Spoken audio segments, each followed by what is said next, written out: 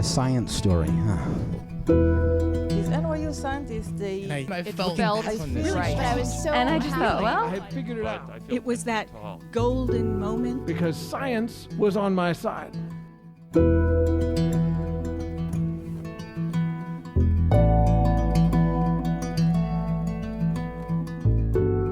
Hey everybody, welcome to the Story Collider, where we bring you true, personal stories about science. In today's stories, both of our storytellers are apprentices, two mentors who have profound impacts on how they see the world, though, of course, in very different ways. Our first story is from Stephanie Keep.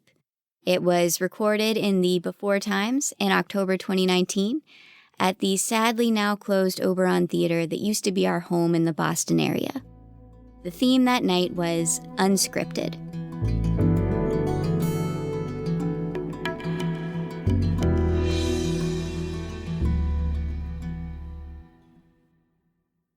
When I was a senior in high school, my older brother, Michael, got me a collection of natural history essays by the evolutionary biologist Stephen Jay Gould. On the title page of the book, called Bully for Brontosaurus, he wrote, "Steph, should you decide to study biology or zoology in college, you'll run into Mr. Gould and his slightly pedantic but fantastic writing. This is then a harbinger of things to come, and hopefully a good read." At the time, I didn't appreciate the irony of my brother putting an umlaut over the second O in zoology while criticizing someone else as being too pedantic. But I did appreciate the gift.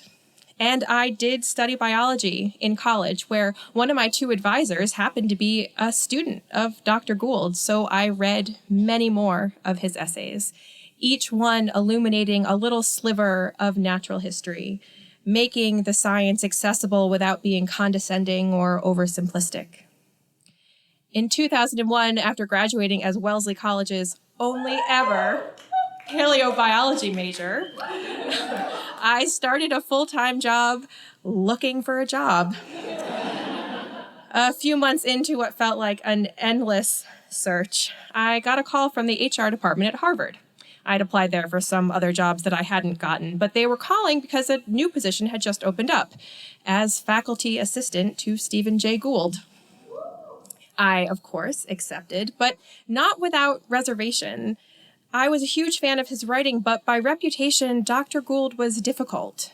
I heard rumors that he did things like quote an obscure Italian aria, and if you asked him what it meant, he would say, "Why? That's common knowledge." Thankfully, the job didn't require a love of opera. It was pretty basic office stuff.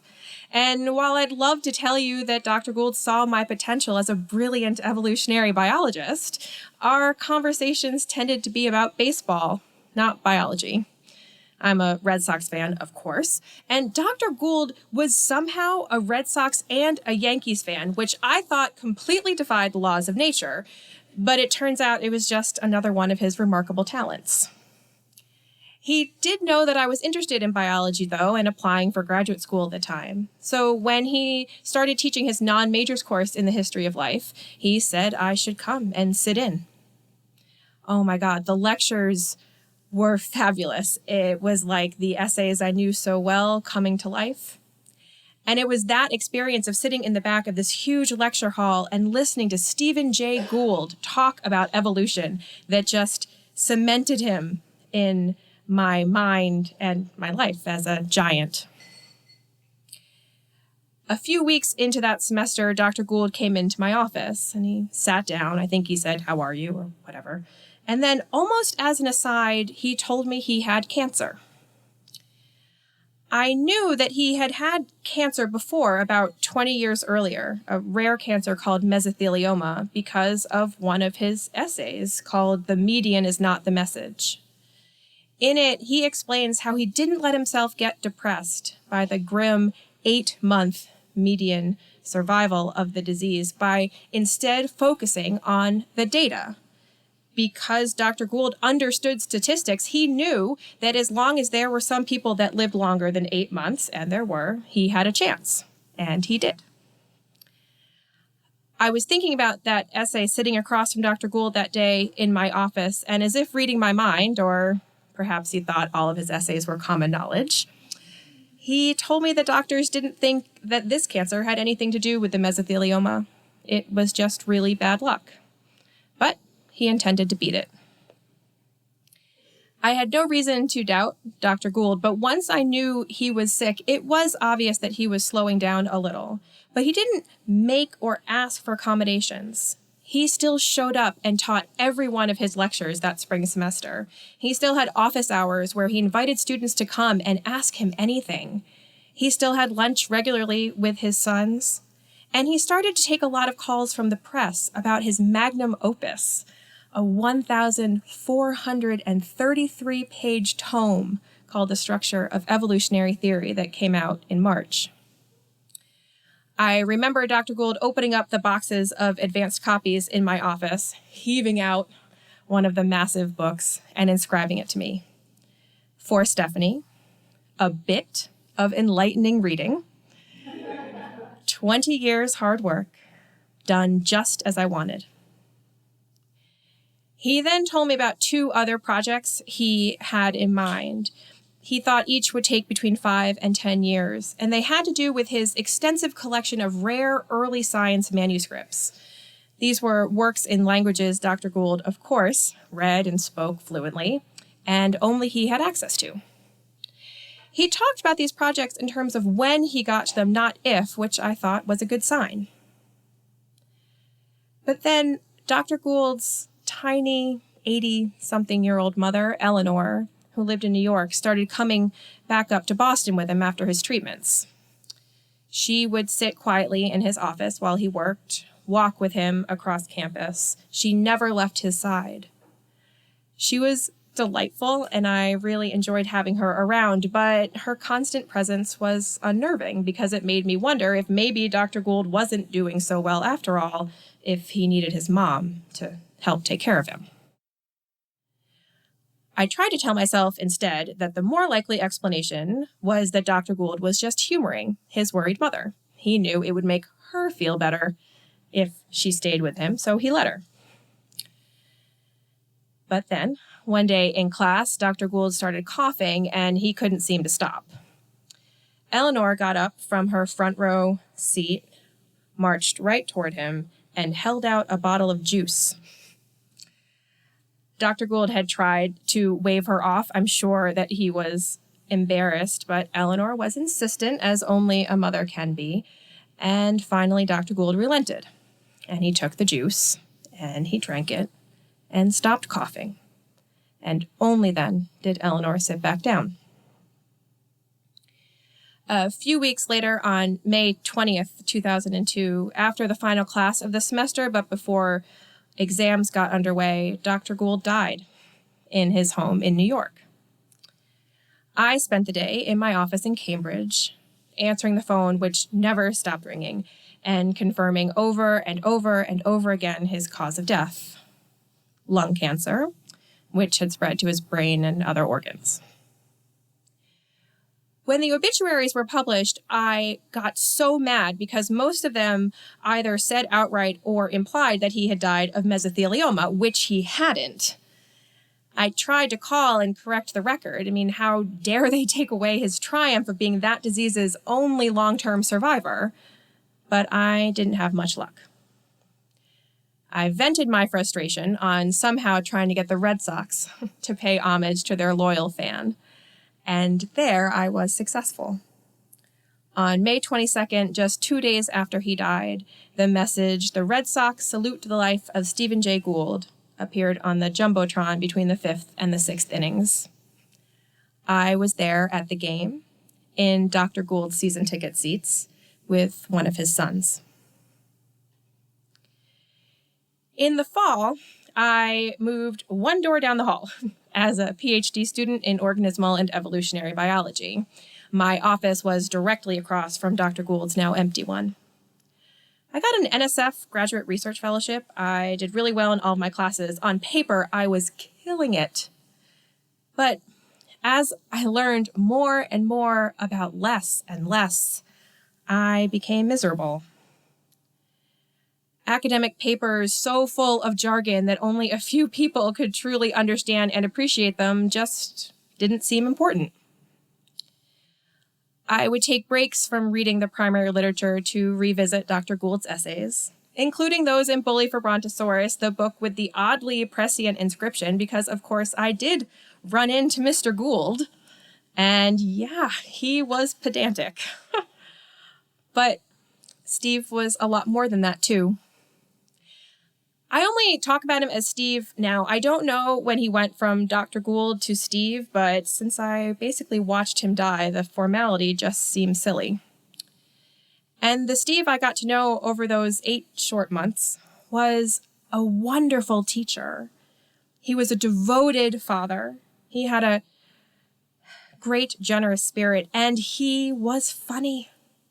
I showed him once the inscription from my brother in my copy of Bully for Brontosaurus, and in response, Steve wrote one back in an identical copy of the book. Michael, if you think this is pedantic, just wait until you see my Structure of Evolutionary Theory coming out this March.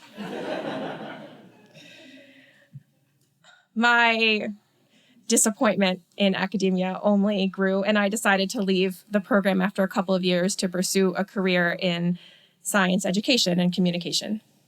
I'd like to think that Steve would have approved. I also like to think that he would recognize and be flattered by his influence on me. You know, Steve never did bounce ideas off of me when I worked for him, but I get to bounce ideas off of him all the time in my imagination. I'll read him something I wrote, and he's always so supportive. It's a good read, Stephanie. The science is accessible without being condescending or oversimplistic, and it is slightly pedantic, just how I like it. Keep up the good work.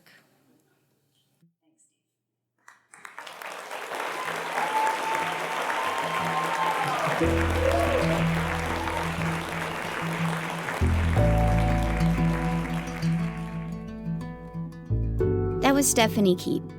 Stephanie was trained as a paleobiologist at Wellesley College and Harvard University. Opting to leave research behind, she now resides comfortably in the center of a Venn diagram that includes science education, academia, and communication.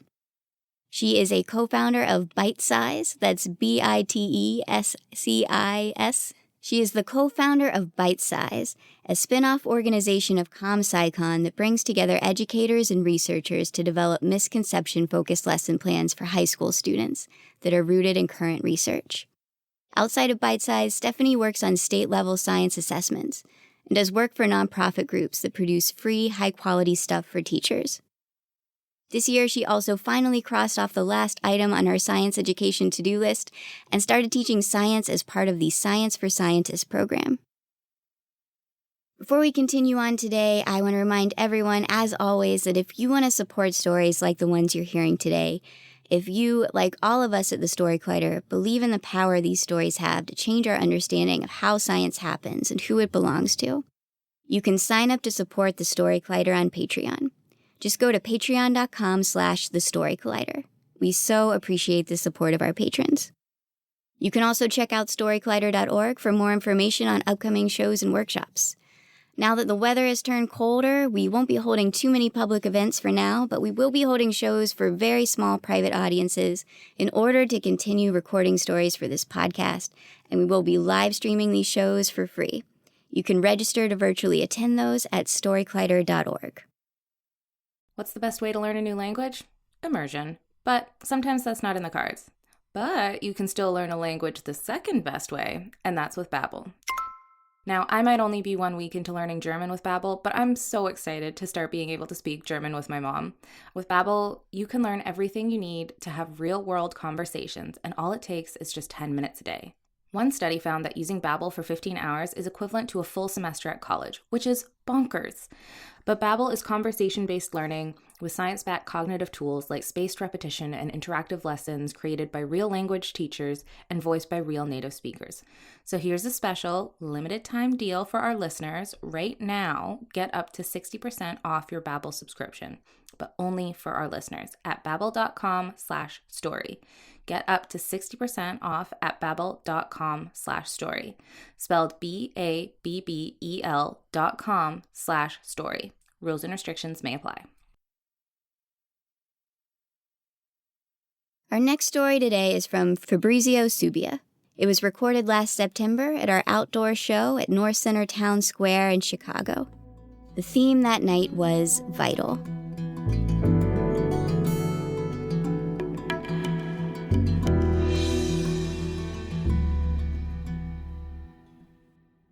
One of the things that messes me up the most about living in this country in the year 2020 is going home to my mailbox, opening it up, and seeing a bunch of bills, medical bills from 5-6 years ago worth thousands and thousands of dollars. I look at them, I tear them up, throw them away. My family came to this country when I was 8 years old. It was my mom, my brother, and I. And we moved into a neighborhood that was a lot like us. So most of the people in this neighborhood, just like us, also didn't speak English. Just like us, were also undocumented immigrants. We were from Ecuador. It was a majority Mexican neighborhood, but the similarities were there. And on the corner of Cermak, there worked a person who would become an integral member of our new chosen family that we had to make in this country. It was a neighborhood dentist who gave my mom a custodial job when we first arrived. And I've always been kind of a mama's boy, so I just stuck by her when she would go to work after school. I'd go into her work and kind of like peer in the back and see the dentist just like work her thing. I remember kind of being fascinated and weirded and grossed out because I would see things like fish hooks made of plastic coming out of people's mouths, sucking out like saliva and blood. And it was so gross and weird. And I thought it was so cool. So I did this after school. I would walk to the dentist's office and kind of just like observe her and just hang out there. And the dentist and our family became really, really close eventually. And I was about like 14 years old. By the way, I will only be referring to her as either the dentist or the doctor to this day. That's just how it is. So I was about 14 years old after school ended. And she said, "Hey, you're kind of weird like me. You want to work as a dentist tonight?" To which I was like, "Bet. What do I have to do?" And my mom was like, "Hey, he's not gangbanging. It's cool. He can do whatever." So the dentist had me go back into her office and pick up this suitcase filled with dental equipment. It was kind of like her office, but portable, all up in a suitcase. So she had me put this into the back of her car, and then we drove off. And we went into the home of some person I didn't know who lived in a basement, didn't speak English, and we went into the basement, and their dining room table was empty. We sterilized it. We put up the portable office on the dining room table, and the doctor gave me this I was a late bloomer, so she gave me like an oversized bib, oversized latex gloves, oversized surgical mask. I was like, let's go. And she gave me a lamp. She said, "Hold this up into the person's mouth. I'm going to need you tonight." I was like, cool. So I held this thing up and I saw the dentist work in excruciating detail because I had to light it up, right? I saw her do a limpieza. To this day, I don't really know the names of all the things in English. I only learned them in Spanish. So we did a limpieza there. And after we were done, the family, we cleared up the dining room table and they fed us a meal. I was like, cool. And this is the first night of a job that I would have for the next 7 years. So we would go to different people's houses. I would get off of school, go into the dental office, load up the car with this portable dental office, and then go to different people's houses. Oftentimes, it was basements. We would work off of people's like couches, put like pillows up so that they, we'd have like hour-long treatments so that they wouldn't get uncomfortable. And as time went on, I started to learn a few things. The first thing I learned to do was an impresión. Again, I don't know what that is in English, but an impresión is like a mold of people's teeth that you do so that like you can study it. I was 14 years old and I put a cubeta in some poor dude's mouth until he choked. And then I took it out, put it on the dining room table, mixed up some powders and stuff, and bam, I had an impresión right there. I was so proud. After that, we would go back home, drive back, and the doctor would tell me all about these things. Why is dentistry even so important? Why am I passionate about it, she'd say. Well, the number one killer in this country is heart disease. And heart disease is the most surefire way to get heart disease is through gum disease, which you got to do limpiezas to cure gum disease so that you don't get heart disease. So we're really saving people's lives. People don't know that. I was like, cool. I was 15 years old when I learned to do coronas. I was 15 years old when I learned to do limpiezas myself.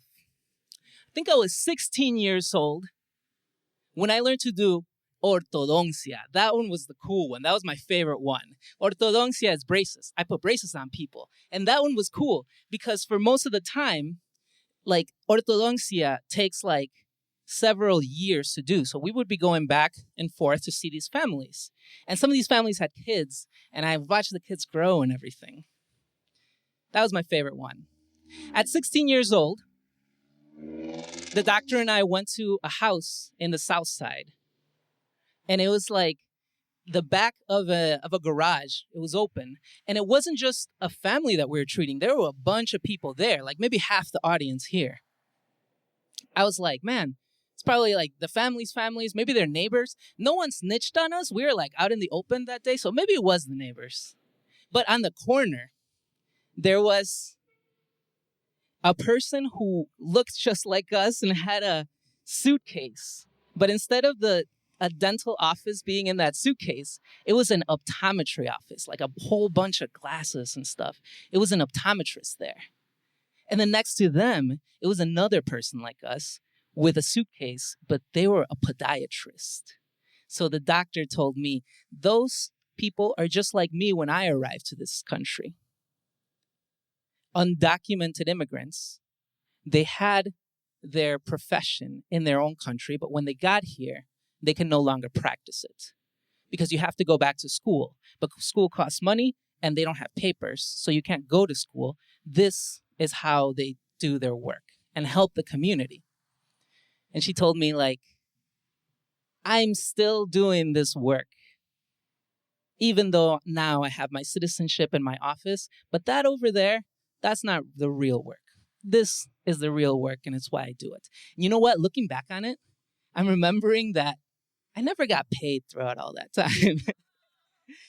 I was a teenager, though, so like money wasn't very important to me. And I got to say, though, like the meals that these families would cook us, that like, I was fine. That's all I needed. At 17 years old, we went into a family's house. It was a basement where we were doing ortodoncia on the dad. And the mom was pregnant. And we got to see her just become more and more pregnant as we did the ortodoncia on the family. And when the child was born, she named the son after me. I was like, I think I want to be a dentist when I grow up. To which the doctor said, only if you do it for free. The last day I worked that job, I was 21 years old. I went from school to the doctor's office like I usually do. And I saw the doctor there, splayed over her desk, a bunch of papers everywhere. She looked really stressed out. She told me, I hate this job.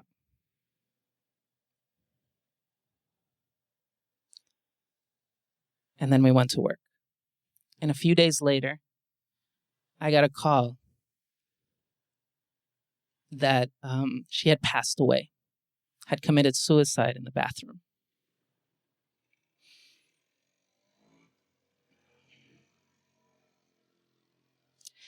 I can't help but think of the last conversation I had with her in her office.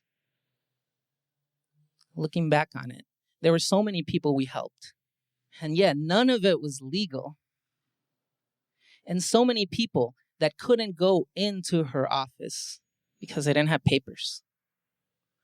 And even though we saw hundreds and hundreds and hundreds of families throughout the 7 years that I worked as a dentist, that only scratched the surface of all the rest of the people that needed help.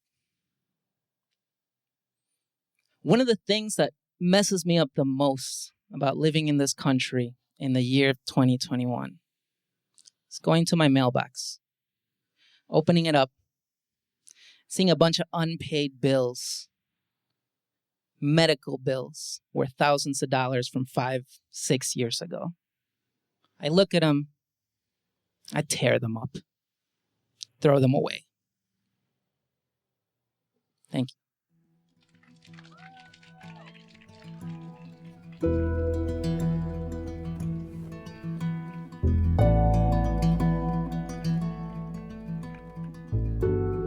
That was Fabrizzio Subia. Fabrizzio is a Chicago-based multidisciplinary artist. An Ecuadorian immigrant, his work touches on themes of migration, family, and identity through the mediums of storytelling, poetry, collaborative and individual performance, and visual art. He earned his BFA from the School of the Art Institute of Chicago in 2020 and has exhibited work across Chicago, including 6018 North Gallery and SAIC's Site Galleries. He's a member of Chicago's P.O. Box Collective and co-founder of the Tortoise y Talento Open Mic. The Story Collider is so grateful to Stephanie and Fabrizzio for sharing their stories with us. The Story Collider is also very grateful for the support of Science Sandbox, a Simons Foundation initiative dedicated to engaging everyone with the process of science. This podcast is produced by me, Erin Barker, Executive Director and co-founder of The Story Collider, with assistance from Story Collider's Program Director Nissa Greenberg and Senior Podcast Editor Jun Chen. Special thanks goes out to Story Collider's board and the rest of our staff, including Managing Director Anne-Marie Lonsdale, Science Advisory Fellow Edith Gonzalez, Operations Manager Lindsay Cooper, Marketing Manager Nikisha Roberts-Washington, and our intern Jamie Banks, without whom none of this would be possible. The stories featured in today's episode were from shows produced by our Boston team, Ari Daniel and Catherine J. Wu, and our Chicago team, Lily B. and Jitesh Shaggi, respectively. Our theme music is by Ghost. Next week, we'll be back with more